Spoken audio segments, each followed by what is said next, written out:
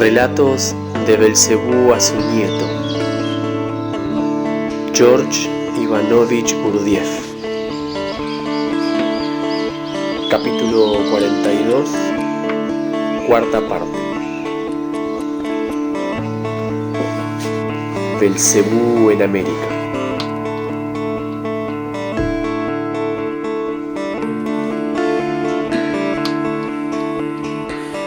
Y todo persa normal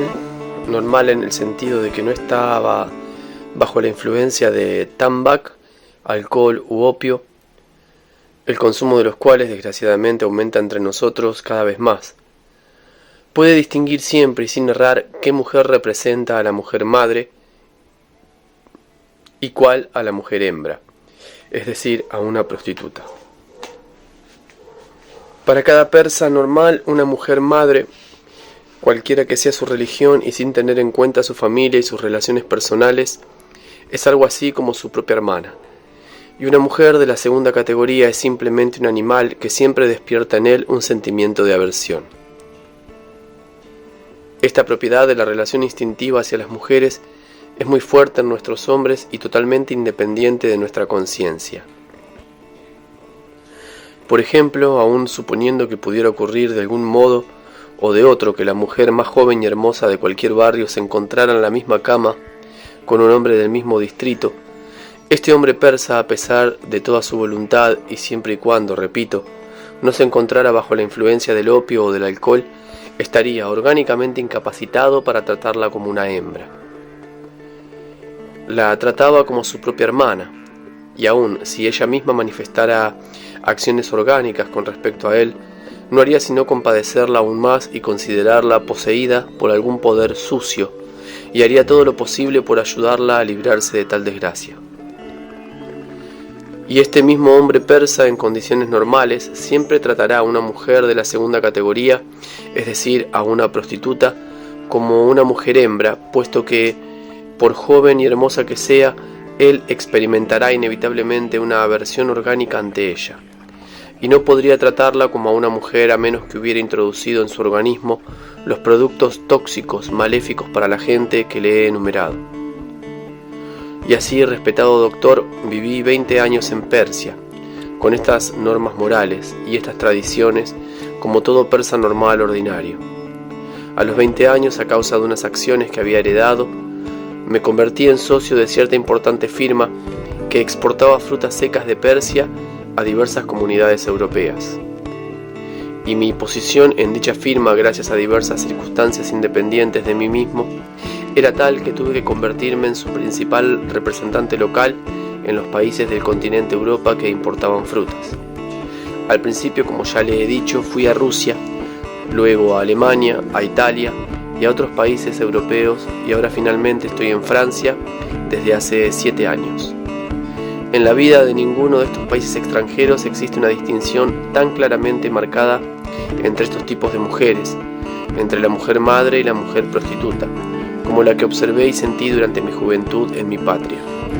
En todos esos países la actitud hacia las mujeres es puramente mental, es decir, pensada y no orgánica.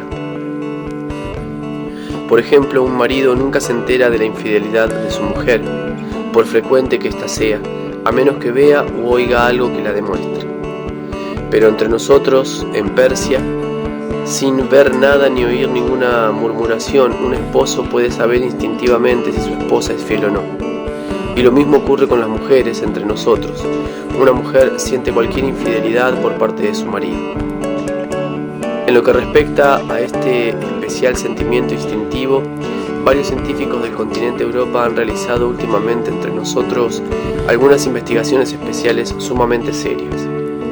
Según supe por casualidad, llegaron a la clara conclusión de que en general, allí donde prevalecen la poliandría y la poligamia, es decir, donde las costumbres morales locales permiten más de una esposa y más de un marido, la gente adquiere una peculiar particularidad psicoorgánica en sus relaciones como hombres y mujeres. Esta particularidad psicoorgánica existe también en la gente de nuestra Persia, como consecuencia del hecho de que, como usted sabe, nosotros, que profesamos la religión maometana, practicamos la poligamia, es decir, que la ley permite que cada hombre tenga hasta 7 esposas. Y esta particularidad psicoorgánica de nuestros seres persas consiste, de paso sea dicho, en que el sentimiento de la infidelidad del marido no surge jamás en ninguna de las esposas legítimas con respecto a otras de sus mujeres legítimas.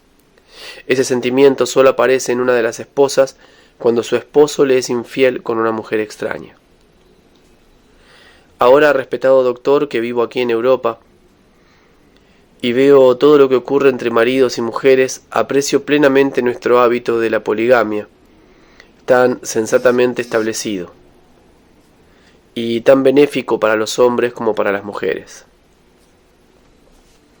Aunque a cada uno de nuestros hombres se le permite tener varias esposas y no solamente una, como ocurre aquí en Europa, donde predomina la religión cristiana,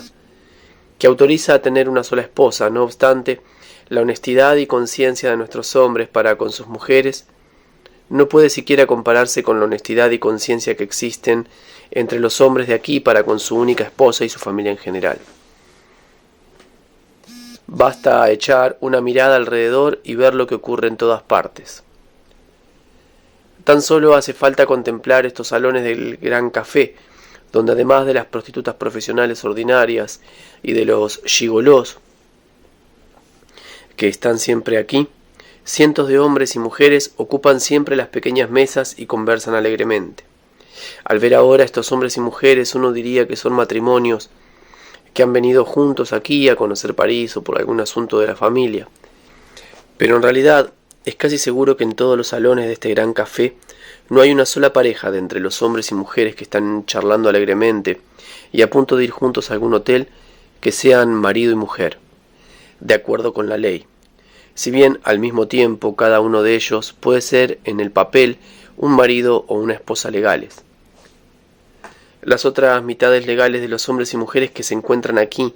que han permanecido en sus hogares en las provincias, están quizá en este mismo momento pensando o contando a sus amistades que su esposa legal o su marido legal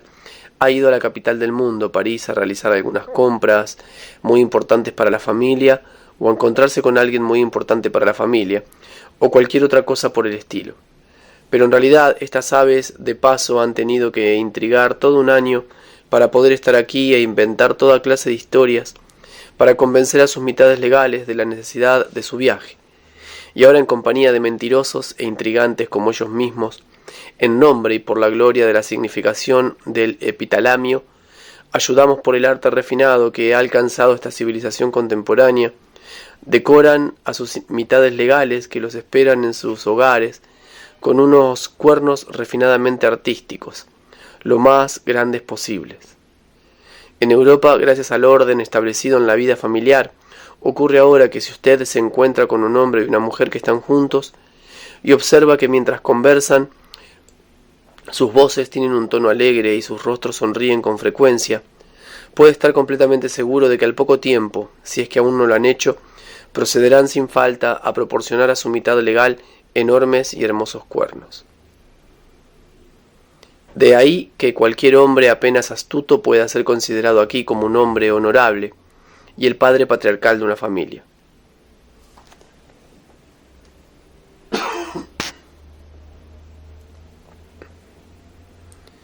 Para quienes lo rodean, carece de importancia que este honorable señor y padre patriarcal de una familia tenga quizás, al mismo tiempo, está claro que si sus medios se lo permiten, tantas amantes como desee. De lo contrario, los que los rodean generalmente respetan mucho más a ese hombre que a uno que es incapaz de tener amantes. Aquí estos respetables maridos que disponen de medios no solo tienen además, aparte de su única mujer legal, 7 esposas ilegales, sino también a veces 7 veces 7. Y los maridos europeos que carecen de los medios para mantener a varias esposas ilegales,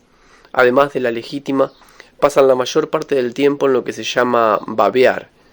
es decir, se pasan los días enteros mirando y devorando con los ojos a toda mujer que encuentran. En otras palabras, traicionan a su esposa legítima en innumerables oportunidades con el pensamiento o con los sentimientos. Pero aunque en Persia un hombre puede tener hasta 7 esposas legales, no obstante, todos sus pensamientos y sentimientos están dedicados día y noche a encontrar la forma de hacer más feliz tanto la vida interna como la externa de sus mujeres legales. Y estas últimas, a su vez, no piensan sino en él y hacen lo imposible, día y noche, por colaborar con él en el cumplimiento de sus deberes vitales. Aquí la relación interna recíproca entre marido y mujer es la misma, así como casi toda la vida interior del marido consiste en ser fiel a su esposa legítima. También la vida interior de ésta, desde el primer día de su unión, se desvía siempre fuera de la familia. Por lo general, en cuanto una mujer europea se casa, la existencia de su marido se convierte para su vida interior en su propia pertenencia, como dicen ellos. Después de la primera noche, estando ya segura de su calidad de propietaria, comienza a dedicar toda su vida interior a perseguir algo, es decir, a tratar de alcanzar ese ideal indefinible, que desde la primera infancia se forma gradualmente en toda joven europea gracias a esa famosa educación que para ellas inventan siempre diversos escritores contemporáneos poco escrupulosos. Durante mi permanencia en estos países europeos, he observado que en el ser de una mujer europea nunca se forma ese algo que debería, en ella, así como en nuestras mujeres, mantener constantemente lo que se llama pudor orgánico, o por lo menos la inclinación a ese sentimiento sobre el cual, según creo, se basa el llamado deber conyugal, y que es lo que la ayuda indefinidamente, instintivamente, a abstenerse de las acciones que hacen inmoral a una mujer. Por eso toda mujer europea puede, sin experimentar sufrimiento ni remordimiento de conciencia, traicionar a su esposo legal cada vez que se le presenta una ocasión favorable. En mi opinión, la ausencia de esta vergüenza o pudor en ellas es la causa de que aquí, en Europa, la línea que separa a la mujer madre de la mujer prostituta haya desaparecido gradualmente, y de que estas dos categorías de mujeres se hayan fundido ya hace mucho en una sola. De modo que en la actualidad no existe en la mente ni en los sentimientos de los hombres europeos esa división de las mujeres en dos categorías que casi todo persa hace. Aquí solo se puede distinguir la mujer madre de la mujer hembra, si uno ve todas sus manifestaciones con los propios ojos. En las condiciones europeas de vida familiar, debido a la ausencia de la benéfica institución de la poligamia, institución que en mi opinión tendría que haber sido introducida aquí hace mucho tiempo, aunque solo fuera por la simple razón de que, como lo demuestran las estadísticas, las mujeres son más numerosas que los hombres. Hay otras miles de incomodidades e indecoros que no tendrían necesidad de existir.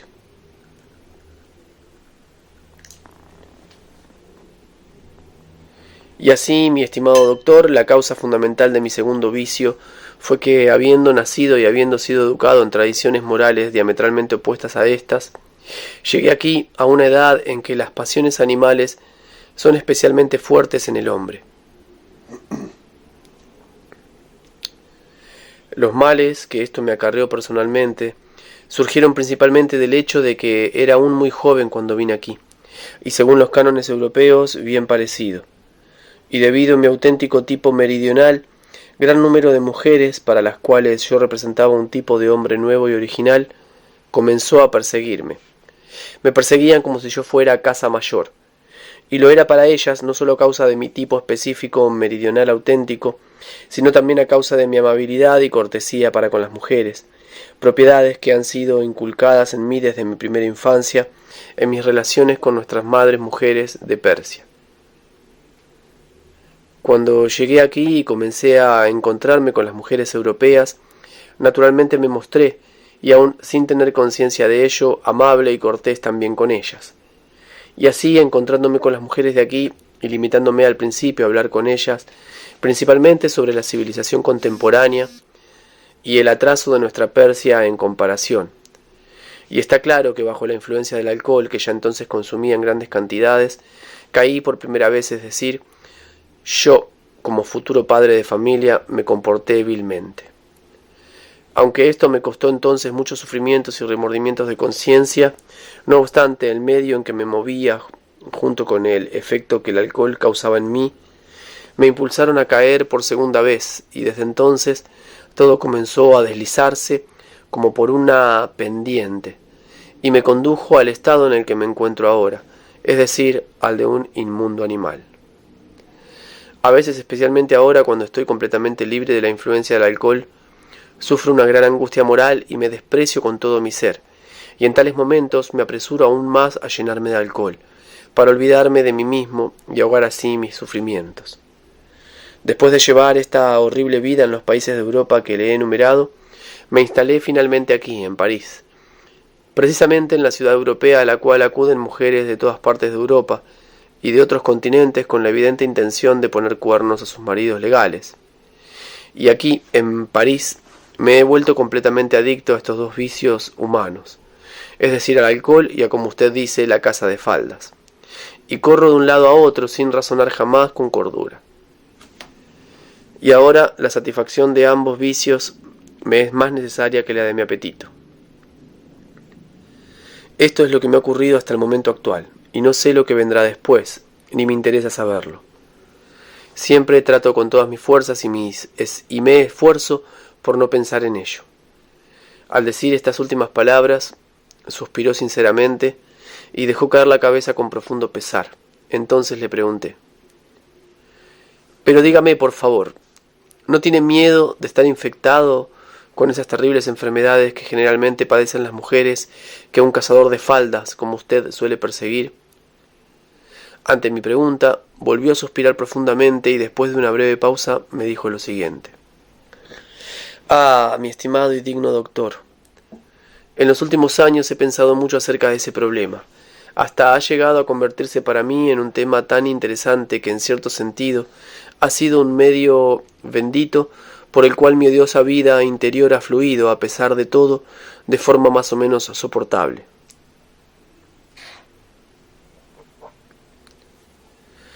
Creo que como médico tendrá usted sin duda gran interés en saber cómo y por qué este mismo problema me preocupó tanto hace varios años, y a qué conclusiones llegué después de observarlo y estudiarlo seriamente, en un estado relativamente normal. Hace alrededor de 5 años tuve tal ataque de depresión que ni siquiera el alcohol tenía efecto en mí. Ni calmaba mi estado psíquico. Ocurrió precisamente entonces que me viese con frecuencia con ciertos conocidos y amigos que hablaban mucho acerca de estas inmundas enfermedades y de lo fácil que era contagiarse de ellas. A causa de estas conversaciones yo mismo empecé a pensar con cierta frecuencia sobre mí mismo, y poco a poco comencé a preocuparme por mi salud casi como una mujer histérica. Después de esas reflexiones, al principio me dediqué a consultar a diversos especialistas con el fin de descubrir cuáles eran los primeros síntomas de cualquier enfermedad que pudiera haber contraído ya. Aunque ninguno de los especialistas locales encontró en mí absolutamente nada, continué no obstante con mis dudas, porque la preocupación por mi salud por un lado y mi propio sentido común por el otro seguían asegurándome que debía haber contraído ya alguna de estas terribles enfermedades. Todo esto me llevó a un estado tal que decidí realizar una consulta a cualquier precio aquí en París, pero esta vez con los mejores especialistas de toda Europa. Podía pagarme esto porque debido a la guerra mundial, cuando los transportes estaban destruidos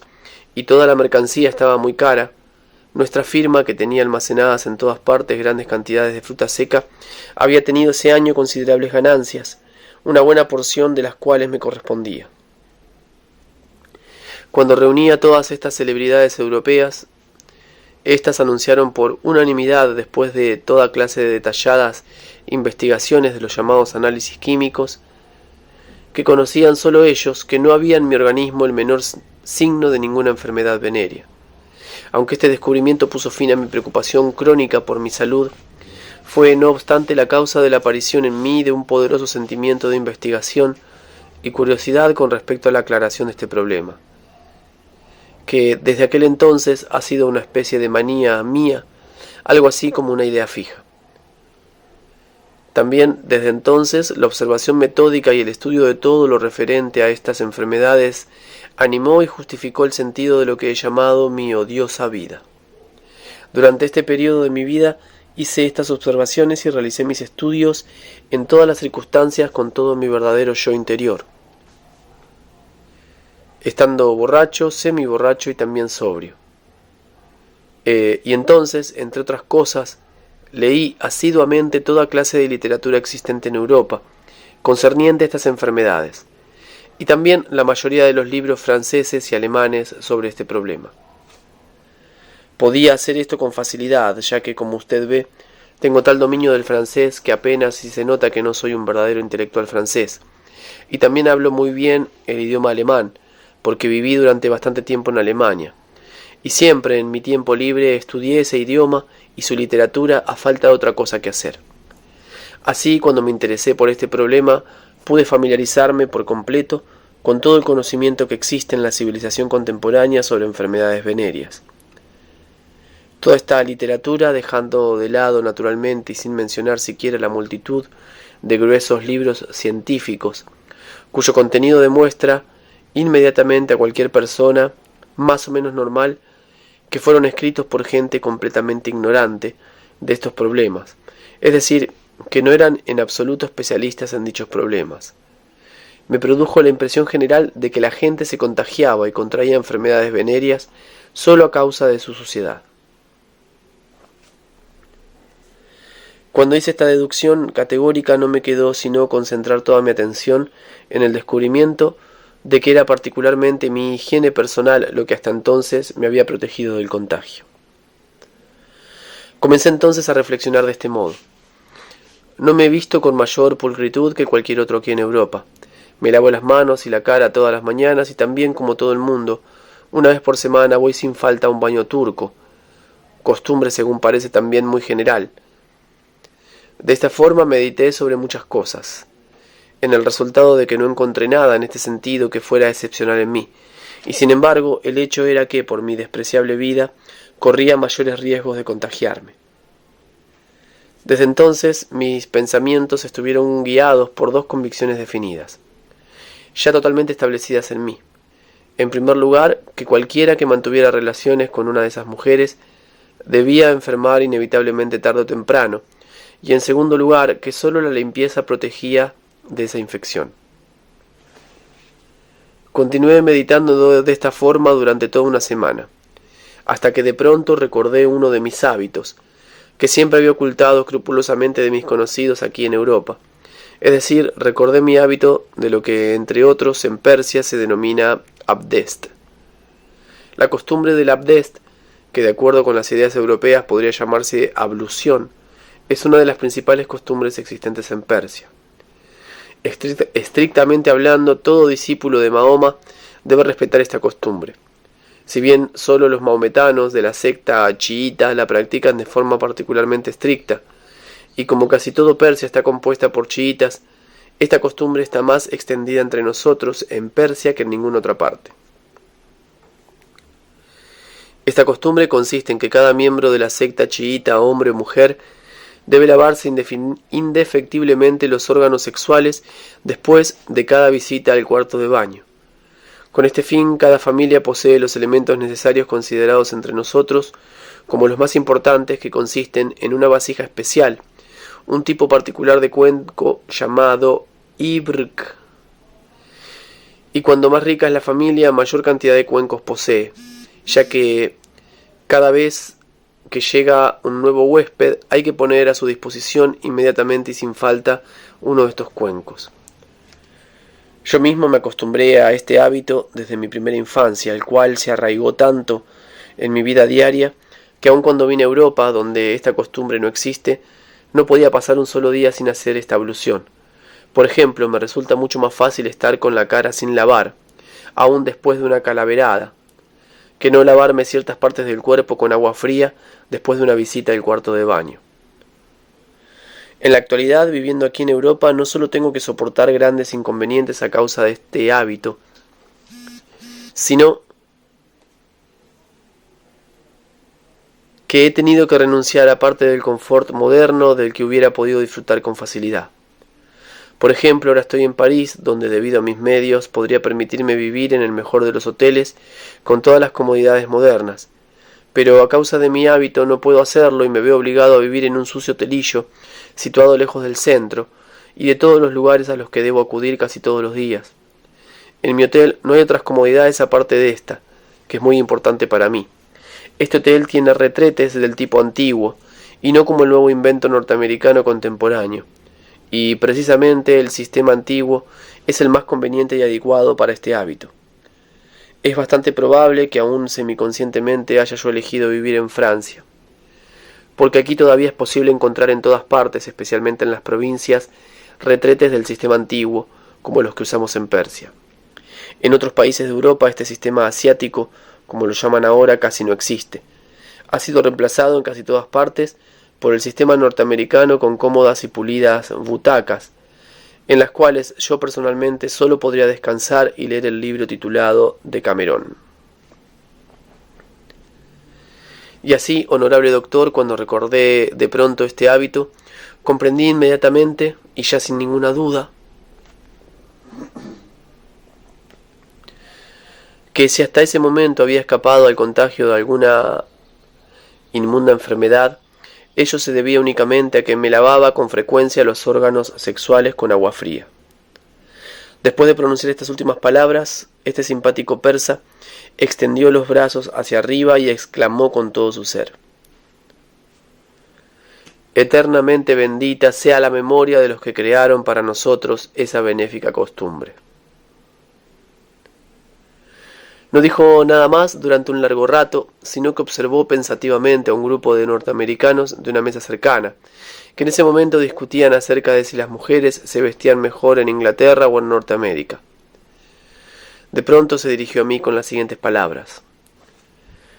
Mi altamente estimado y honorable doctor,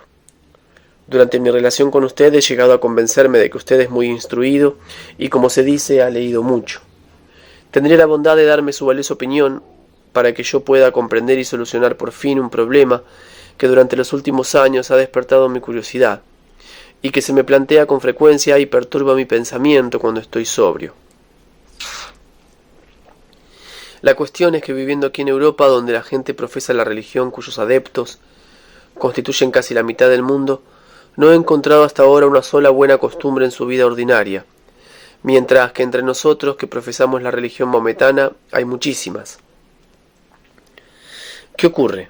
¿Cuál es la causa de esto? ¿Acaso el fundador de esa gran religión no prescribió ninguna ley benéfica para la vida ordinaria de los que profesan esa religión? Bueno, querido nieto, como había llegado a simpatizar con este joven persa durante nuestra relación, no pude negarme a satisfacer su petición y decidí explicarle el problema, pero también de forma tal que no sospechara quién era yo y cuál era mi naturaleza auténtica. Le dije: Dice usted que en la religión que profesa la mitad del mundo, y probablemente se refiere a la religión cristiana, no existen buenas costumbres como en su religión maometana. Es que realmente no han existido nunca. Por el contrario, en esa religión había muchas más buenas costumbres que en cualquiera de las religiones actuales. En ninguna de las antiguas enseñanzas religiosas había tantas normas benéficas para la vida diaria ordinaria como en la enseñanza que constituye el fundamento de la religión cristiana. Si los discípulos mismos de esta gran religión, especialmente los que se denominan padres de la Iglesia de la Edad Media, trataron esta religión como barba azul a sus esposas, es decir, haciéndolo objeto de sus burlas y cambiando toda su belleza y su encanto, es un asunto completamente distinto. En general debes saber que todas las auténticas grandes religiones que han existido hasta la actualidad, creadas como la antigua, como lo atestigua la historia por hombres de iguales méritos en lo que se refiere a su razón pura, se basan siempre en las mismas verdades. La diferencia entre esas religiones radica solo en las normas definidas que establecen para la observancia de ciertos detalles y de los llamados rituales. Y esta diferencia es el resultado de la adopción deliberada por parte de los grandes fundadores de estas normas que convenían al grado de perfección mental de la gente del período dado. En el origen de cada nueva doctrina sobre la que se funda luego una religión, siempre nos encontraremos con dogmas que han sido tomados de religiones anteriores y que ya estaban bien establecidos en la vida de la gente. Y en este caso se justifica plenamente el aforismo que ha existido desde hace mucho. No hay nada nuevo bajo el sol. Lo único nuevo en estas enseñanzas religiosas, como he dicho, son los pequeños detalles, intencionalmente adaptados por los grandes fundadores al grado de perfección mental de la gente de la época correspondiente. Y así, en las raíces mismas de esta doctrina, en la que se basa la religión cristiana,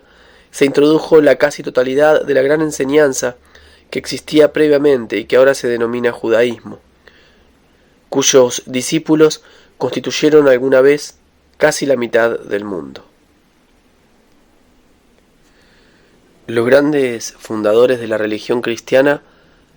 habiendo tomado la doctrina judaica como base, solo modificaron sus detalles externos, de acuerdo con el grado de desarrollo mental de los contemporáneos de Jesucristo, y en ella previeron efectivamente todo lo necesario para el bienestar de la gente.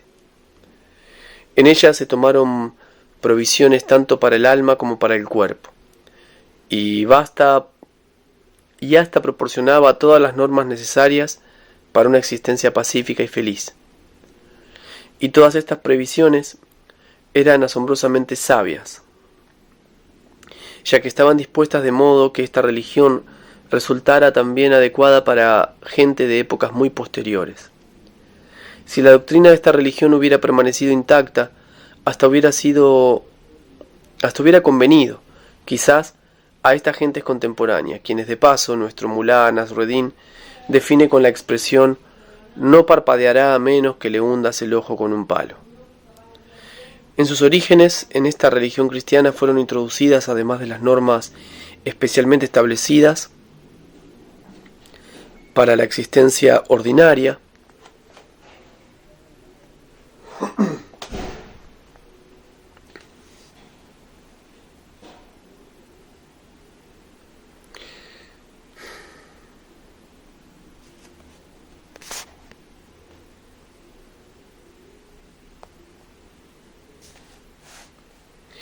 si la doctrina de esta religión hubiera permanecido intacta, hasta hubiera convenido, quizás a estas gentes contemporáneas, quienes de paso nuestro Mulá Nasruddin define con la expresión «no parpadeará a menos que le hundas el ojo con un palo». En sus orígenes, esta religión cristiana fueron introducidas, además de las normas especialmente establecidas para la existencia ordinaria y que satisfacían las necesidades de los contemporáneos de Jesucristo, también muchas costumbres excelentes que ya existían y que habían llegado a fijarse profundamente en la vida de los que profesaban la religión judaica. Incluso las buenas costumbres que existen ahora entre ustedes en la religión maometana fueron tomadas de la religión judaica. Tome por ejemplo la costumbre de Sooniat o circuncisión que usted mencionó. Al principio esta costumbre también figuraba en la religión cristiana, y al comienzo era obligatoria y todos sus adeptos la cumplían estrictamente. Solo posteriormente desapareció rápida y súbitamente de dicha religión. Si lo desea, mi joven amigo, me referiré detalladamente a la aparición de esta costumbre, y entonces comprenderá por qué una costumbre tan excelente para la salud y la vida normal de la gente fue incluida en la religión judaica. Y puesto que la doctrina judaica constituyó la base de la religión cristiana, esta costumbre también debía adoptarse obligatoriamente e introducirse en el proceso de la vida ordinaria de los discípulos de la religión cristiana. Esta costumbre, que ustedes denominan Sooniat, fue creada e introducida en la doctrina religiosa judaica por el gran Moisés.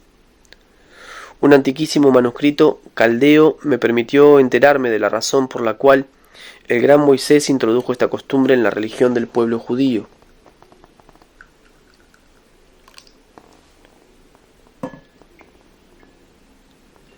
Leí en este manuscrito que cuando el gran Moisés era el guía del pueblo judío y lo condujo desde Egipto hacia la tierra de Canaán,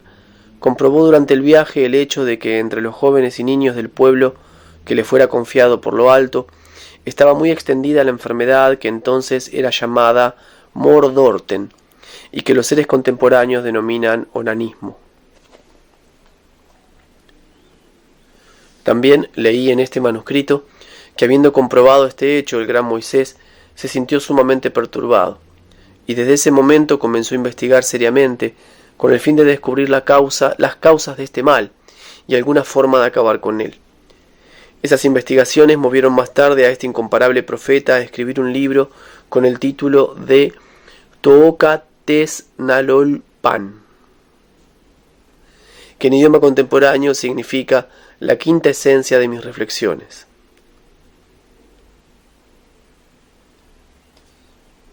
También pude familiarizarme con el contenido de este notable libro. Al principio de la explicación acerca de la enfermedad Mordorten, decía entre otras cosas que el organismo humano ha sido llevado por la gran naturaleza a tal perfección que cada uno de los órganos está provisto de un medio de defensa contra toda contingencia externa. Y de allí que si algún órgano funciona incorrectamente, los culpables son siempre los seres mismos, debido a sus propias circunstancias de vida diaria. Y en cuanto a las causas de la aparición del Mordorten entre los niños, decía en el capítulo 6, versículo 11,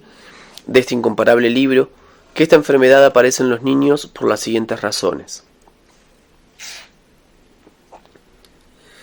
Entre las sustancias elaboradas por el organismo humano y que éste elimina constantemente como residuo inútil, figura una sustancia llamada culnabo. En general, esta sustancia es elaborada en el organismo de los seres con el fin de neutralizar otras sustancias que también son necesarias para el funcionamiento de sus órganos sexuales, y se forma y participa en el funcionamiento de dichos órganos desde el comienzo mismo del surgimiento de los seres de ambos sexos, es decir, desde la infancia. La gran naturaleza ha dispuesto todo de modo que después de su utilización, el residuo de esta sustancia sea eliminado del organismo de los niños por el lugar situado entre el tolc-torino y el sarnuonino, y en las niñas en los lugares situados entre las colinas cartotacnianas.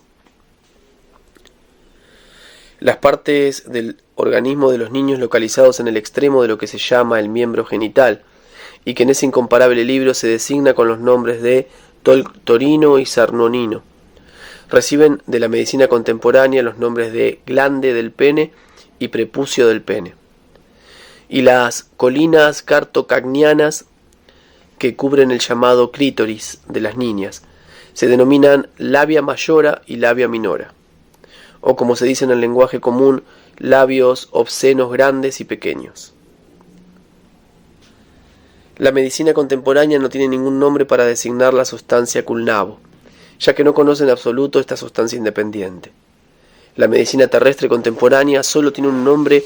para la masa general de las sustancias entre las cuales figura también la sustancia culnabo, y esta masa total recibe el nombre de esperma, el cual es una composición de sustancias completamente heterogéneas, segregadas por varias de las llamadas glándulas, que nada tienen en común la una con la otra, como por ejemplo la glándula de grasa, la de Bartholdi, la de Cooper, la nolnioluiniana y otras. La separación y volatilización de estas sustancias residuales debería ser inducida, de acuerdo con la providencia de la gran naturaleza, hacia dichos lugares, por medio de toda suene de contactos casuales, por medio de toda serie de contactos casuales y de diversos movimientos que tienen lugar en la atmósfera. Pero las ropas que la gente ha inventado y que la naturaleza no pudo prever impiden que los factores mencionados efectúen libremente la separación y volatilización de esas sustancias, con el resultado de que esta sustancia culnabo, al permanecer durante mucho tiempo en esos lugares, provoca la aparición de transpiración. Además, como esa sustancia constituye en general el mejor medio para la multiplicación de las llamadas bacterias, que existen tanto en la atmósfera como en las denominadas esferas subjetivas de todas las cosas que están en contacto directo con los niños. Esa multiplicación en los lugares mencionados del organismo de los niños produce un proceso llamado picazón. A causa de esa picazón, los niños comienzan al principio inconscientemente a frotarse o rascarse en dichos lugares.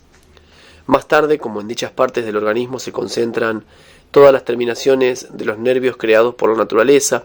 para la sensación especial requerida para completar el sagrado proceso el moarno, que normalmente surge en los adultos al final de la llamada copulación, y como especialmente durante cierto período,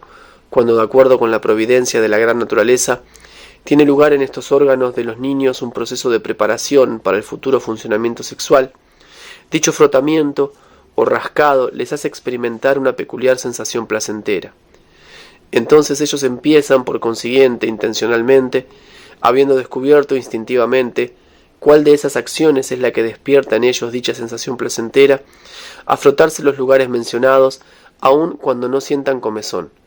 Y así, las filas de los pequeños mordortenistas de la tierra aumentan en número vertiginosamente. En lo que se refiere a las medidas que tomó el gran Moisés para terminar con ese mal, cuanto se acerca de ellas, lo aprendí a través del contenido de otro papiro también muy antiguo, y no del libro Tookates Navalpan, que he mencionado antes.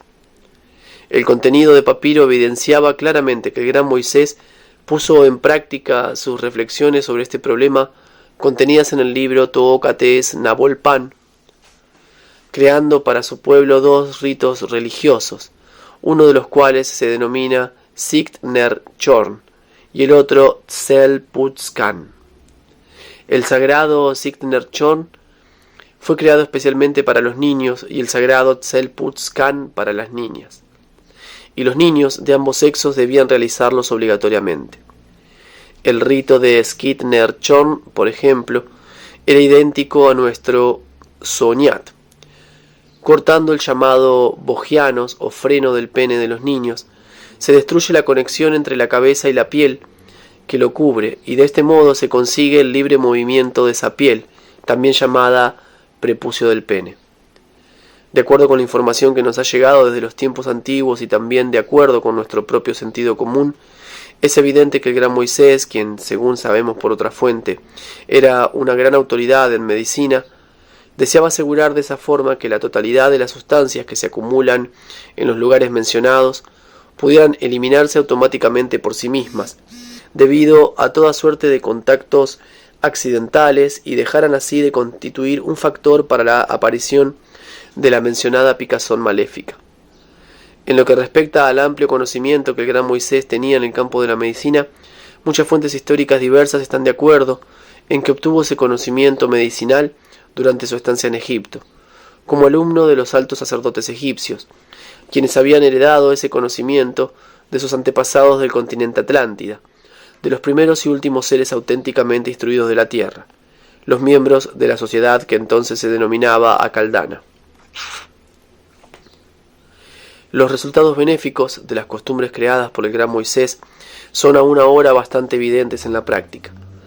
Por ejemplo, con respecto a la costumbre de la circuncisión en particular, yo que soy un buen diagnosticado, y puedo decir con una sola mirada al rostro de un hombre dónde radica la falta de armonía de su organismo, puedo afirmar con toda certeza que esa terrible enfermedad infantil, el onanismo, casi nunca aparece entre los niños en los cuales se ha efectuado este rito, mientras que los niños cuyos padres no respetan esa costumbre están siempre sujetos a ella. Las excepciones en este sentido son únicamente los niños cuyos padres son indudablemente cultos en el pleno sentido de la palabra y comprenden claramente que la futura mentación normal de sus hijos depende exclusivamente de que contraigan o no dicha enfermedad en su infancia o en su juventud. Tales padres cultos saben muy bien que si la sensación del clímax del llamado proceso homo-vanociniano se produce aunque solo sea una vez en el llamado sistema nervioso de sus hijos antes de que alcancen la madurez, nunca contarán con la plena posibilidad de la mentación normal cuando se conviertan en adultos. Y de ahí que tales padres cultos siempre consideren que su principal deber para con sus hijos es educarlos en ese sentido. Al revés que la mayoría de los padres contemporáneos, ellos no piensan que la educación de los hijos consista en fastidiarlos para que aprendan de memoria tanta poesía como sea posible, escrita por psicópatas mordortentistas, o en enseñarles a entrechocar los talones a la perfección para saludar a sus relaciones, logros que, según la idea de los seres contemporáneos, constituyen la totalidad de la educación de los niños. Y así es, mi estimado, aunque muy depravado amigo, y no por ello menos simpático joven. Esos dos ritos fueron creados por el gran Moisés e introducidos en la vida ordinaria del pueblo judío con el fin de compensar la maléfica invención de las ropas, por culpa de la cual fueron destruidos los factores provistos por la gran naturaleza para proteger a esos órganos de la acción dañina de las sustancias que eliminan. Y esos dos ritos fueron transmitidos de generación en generación, tanto a los que profesaban la religión judaica como a los que adoptaron casi sin modificarlos esos útiles ritos. Y sólo después de la muerte del gran rey Salomón, el rito Sel-Putzkan fue abandonado por alguna razón o por otra, hasta por los discípulos de la religión judaica. Y sólo el rito Sikt Ner-Chon continuó siendo realizado automáticamente y llegó hasta los representantes contemporáneos de esa raza. Y esa costumbre, junto con muchas otras antiguas costumbres judías, llegó también a los discípulos de la religión cristiana, quienes al principio la observaron muy estrictamente en sus vidas, pero muy pronto tanto la costumbre misma como su adopción entre ellos desaparecieron de la vida de los que profesaban esa religión, entonces aún nueva. Sí, mi querido amigo, si la enseñanza del divino Jesucristo se pusiera en práctica en completa conformidad con su original, la religión extraordinariamente sabía que sobre ella se fundó no sólo sería la mejor de todas las existentes, sino de todas las que pudieran surgir en el futuro. Excepto la costumbre de la poligamia, no hay nada en la religión maometana que no existiera ya en las enseñanzas judaicas y en las cristianas. La costumbre de la poligamia, establecida sobre la base de las deducciones científicas del entonces famoso ser árabe instruido Nasrallah el-Aol, fue introducida en la vida diaria de la gente en general después del período de la fundación de la religión cristiana. Vuestra religión surgió mucho más tarde, y su contenido fue intencionalmente restringido por sus grandes creadores, quienes querían acentuar particularmente ciertas costumbres diarias. Y lo hicieron porque en aquella época se manifestaba ya claramente la declinación de la religión cristiana y la desaparición en la gente ordinaria de la capacidad para la contemplación, es decir, para el estado en el cual únicamente las verdades indicadas en las enseñanzas religiosas detalladamente auténticas pueden ser comprendidas. Habiendo observado esto, los grandes creadores de la religión maometana decidieron por un lado simplificar la enseñanza misma, y por el otro acentuar ciertas costumbres, de modo que la vida diaria de los adeptos de esta nueva enseñanza, quienes habían perdido la capacidad de contemplación y en consecuencia la posibilidad de comprender conscientemente las verdades, pudieran por lo menos fluir mecánicamente de una forma más o menos tolerable. Precisamente en esa época, entre otras costumbres, establecieron y dieron particular importancia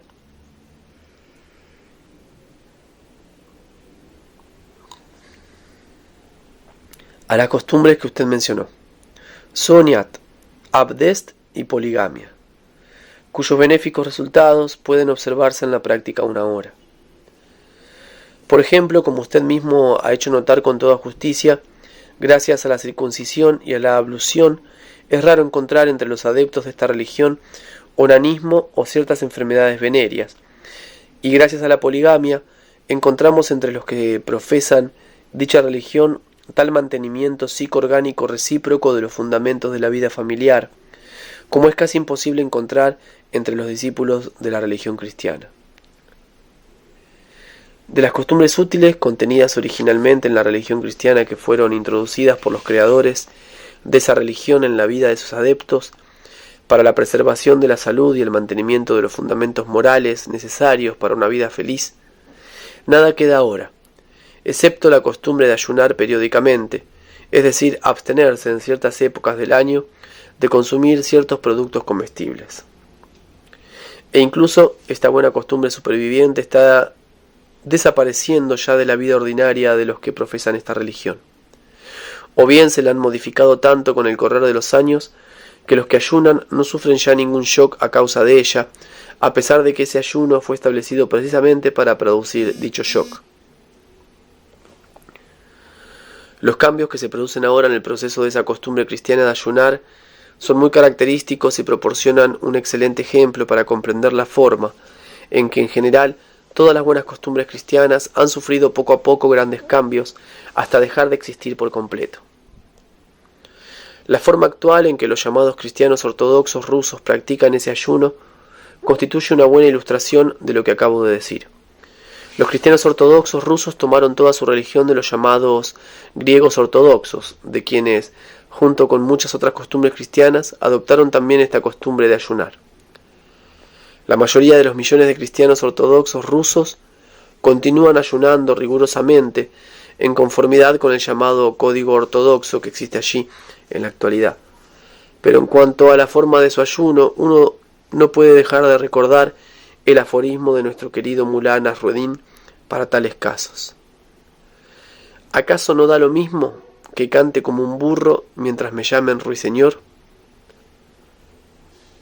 El ayuno de esos cristianos ortodoxos rusos constituye precisamente un caso similar. ¿Acaso importa que ese ayuno no les produzca ya ningún shock, si de cualquier manera se siguen llamando cristianos y además ortodoxos?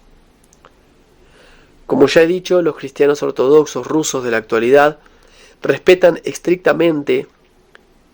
las estaciones y los días de ayuno indicados en los mencionados códigos. Pero en lo que respecta a lo que debe o no debe consumirse como alimento durante un ayuno, precisamente en este problema es donde está enterrada la pata izquierda del perro de pelo rizado del ex emperador Guillermo.